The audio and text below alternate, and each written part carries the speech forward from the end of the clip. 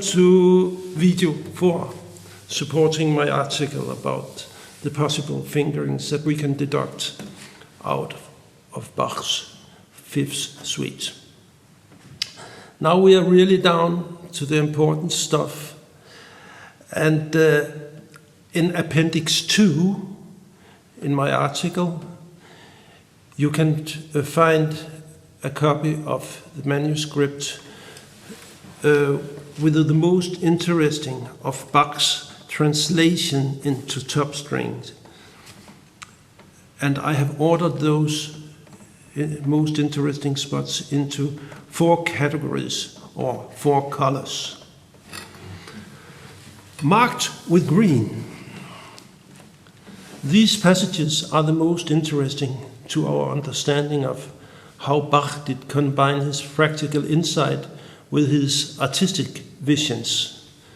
Modest in numbers, the spots are on the other hand unique, since this manuscript is the only discordato work from his hand.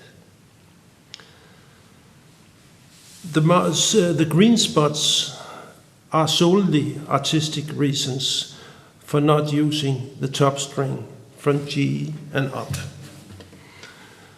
These artistic reasons might be Bach's wanting of a more covered sound, like darker sonority. It is with these spots that the general rule for historic informed performance fingerings, which are as many open strings as possible and as low positions as possible, that these rules are contradicted by Bach himself.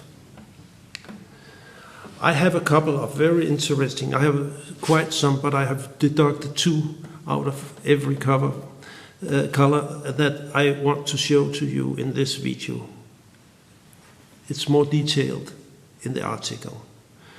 First of all, there is an ending of the slow sections of the prelude, just the ending before the fugue comes up. And something like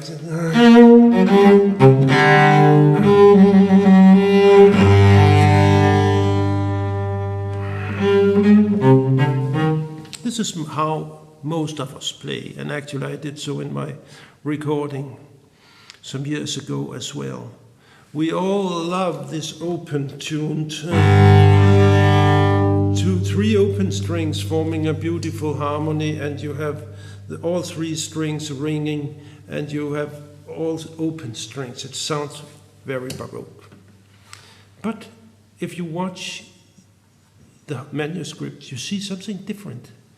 Bach definitely wants the last note to be playing on the D string. Otherwise, he would have written it a note higher, which leads to this result.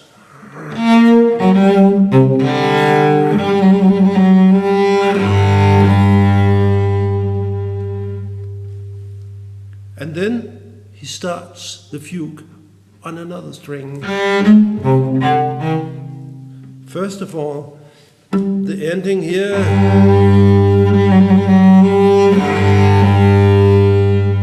sounds more serious and more covered than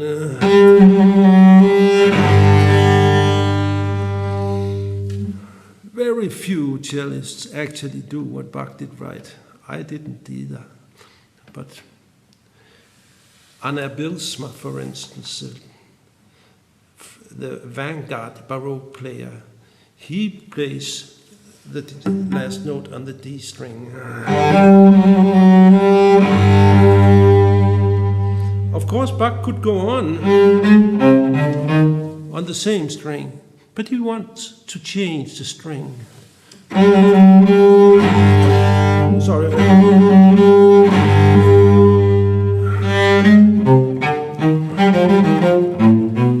Forming a new sound for the fugue. Seems very, very interesting to me, anyway. What else could I find for you that is an artistic reason for for not playing the top string. I could start the gavotte 2, for instance.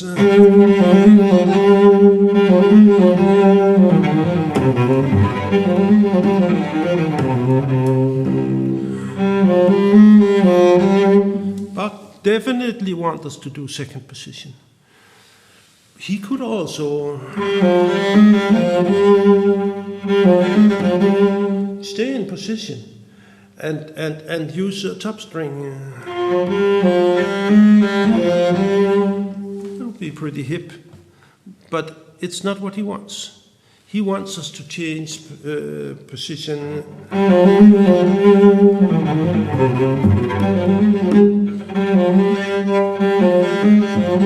Sounds different.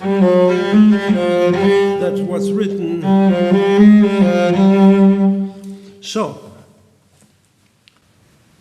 Bach often prefers a more legato passages. Any change of string would lead to a slightly less legato playing. He wants us to prefer legato than staying in low position and using open strings. Not always, but very often. About the yellow markings, those are the new color. The blue first. The blue are the new color, and this is not music, a translation into the top string that is not maybe artistically changing much, but where he really shows that he knows about the cello and he knows about where the difficulties might occur in a way that very few composers actually do. I would like to show you a smart fingerings in the prelude, bar 89. This is, for instance,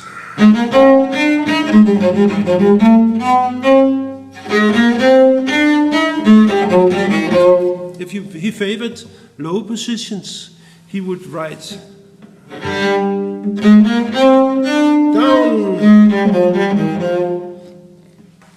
Quite a big change of position. He knows that this is going to be impractical and not very nice for the cellist. So he knows that we should enter the D string earlier. Here. Easy, big, small. So there are lots of spots, specifically when alternating strings, with big leaps. He knows which string he should write on in order to make it possible or easier for the cellist to perform. Else, the Allemande, 26. Lowest possible position, and would be, you can still even stay in the same position, but if you do it like that, you have to pass a string without any sound on it. Passing the D string, going directly to the top string.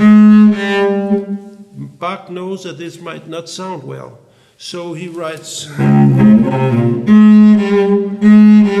the G string instead of the top on the top string. Very smart, Bach. Thank you.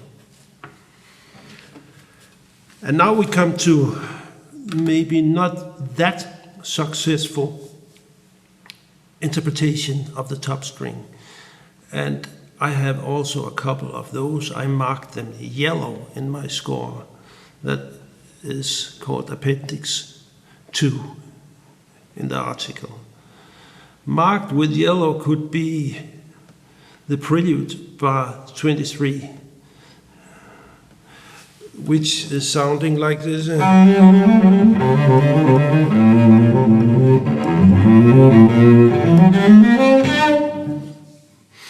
And Bach writes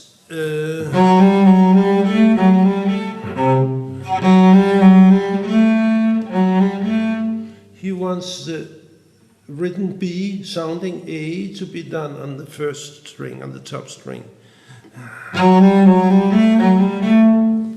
Which is definitely not very legato, and actually also a little bit more difficult, since you have to have both fourth and first in the fingerboard, not disturbing each other. So this is a spot where you, out of practical reasons, would play second position.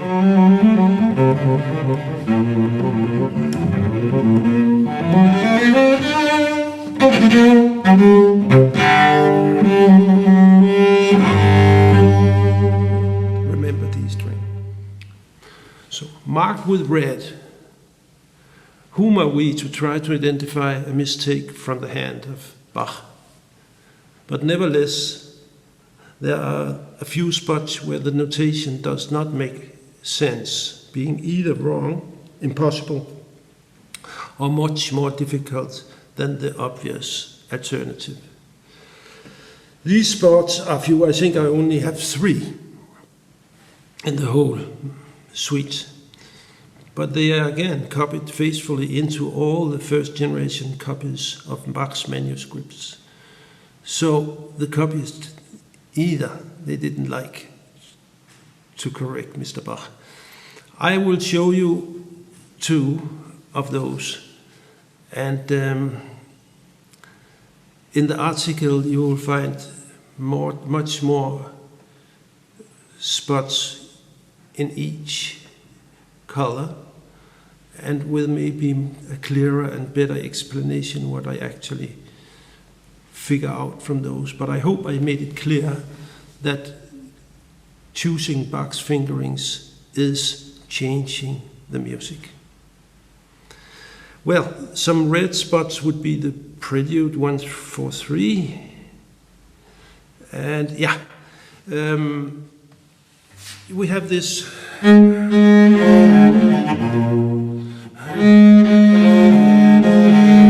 need the sounding A flat that's played, written B flat to sound throughout the whole bar.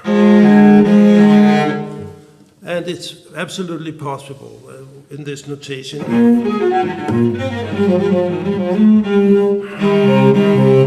It should definitely be like this as well, sounding throughout the whole bar. And here it's also written throughout the whole note. There's a note sounding the whole bar. It will sound the whole bar. But poor Bach, he didn't figure out the second one. The first is right. And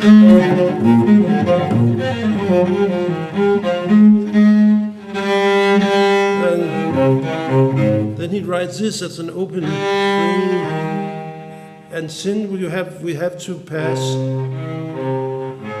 to our third string.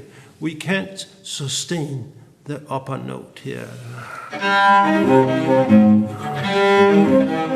If we don't change it to a written G,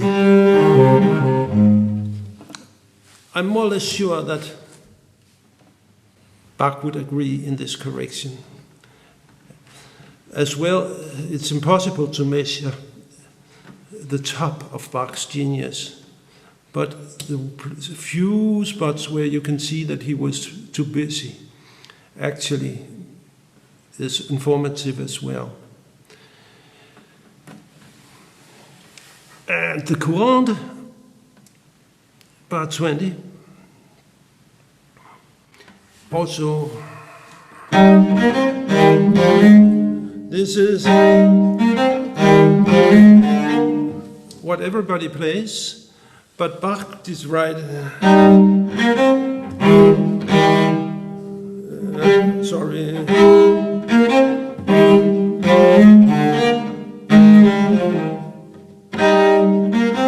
then he goes to the 2 middle strings for this double stop, having to change position again. Yeah. If we take the 2 double stops the same way,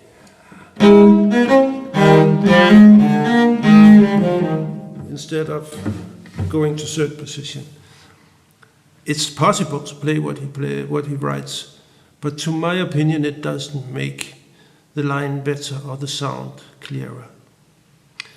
So, with this, I hope you will find time to check about other spots in my article where we can learn about Bach's inside of the cello. We can learn about his artistic likings.